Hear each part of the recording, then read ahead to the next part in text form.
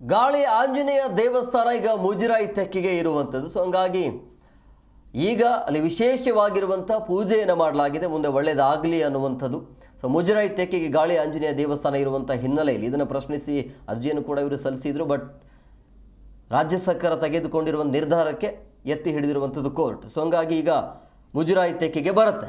So ದೂರು ನೀಡಿರುವಂತಹ ದೇವಸ್ಥಾನದ ಭಕ್ತರಿಂದ ವಿಶೇಷವಾಗಿರುವಂಥ ಪೂಜೆ ಆಗಿದೆ, ದೇವಸ್ಥಾನ ಅಭಿವೃದ್ಧಿ ಆಗಲಿ ಅನ್ನುವಂಥ ವಿಚಾರ, ಅಂದರೆ ಆ ರೀತಿಯ ಒಂದು ಪ್ರಾರ್ಥನೆ ಮಾಡಲಾಗಿದೆ.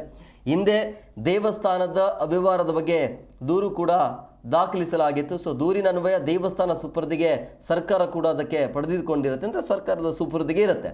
ಸೊ ಭಕ್ತರ ಹೋರಾಟಕ್ಕೆ ಜಯ ಸಿಕ್ಕಿರುವಂಥ ಹಿನ್ನೆಲೆಯಲ್ಲಿ ಇಲ್ಲಿ ವಿಶೇಷವಾಗಿರುವಂಥ ಪೂಜೆ ನಡೀತಾ ಇದೆ.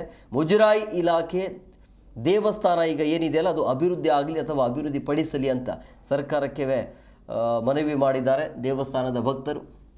ಆರಂಭದಲ್ಲಿ ದೇವಸ್ಥಾನದ ಆಡಳಿತ ಮಂಡಳಿ ಇದೆಯಲ್ಲ ಅದನ್ನು ಪ್ರಶ್ನೆ, ಅಂದರೆ ಸರ್ಕಾರದ ಸುಪರ್ದಿಗೆ ಬರಬೇಕು ಅನ್ನೋಂಥ ವಿಚಾರ ಇದೆಯಲ್ಲ ಅದನ್ನು ಪ್ರಶ್ನಿಸಿ ಅರ್ಜಿಯನ್ನು ಸಲ್ಲಿಕೆ ಮಾಡಿರ್ತಾರೆ. ಬಟ್ ಎಲ್ಲಿ ಈ ಒಂದು ದೇವಸ್ಥಾನದಲ್ಲಿ ವ್ಯವಹಾರ ನಡೀತಾ ಇದೆ ಅನ್ನುವಂಥ ವಿಚಾರ, ಸೊ ಸರ್ಕಾರ ತೆಗೆದುಕೊಂಡಿರೋ ನಿರ್ಧಾರ ಸರಿದೆ ಅಂತ ಸರ್ಕಾರದ ಆದೇಶವನ್ನು ಎತ್ತಿ ಹಿಡಿಯುತ್ತೆ.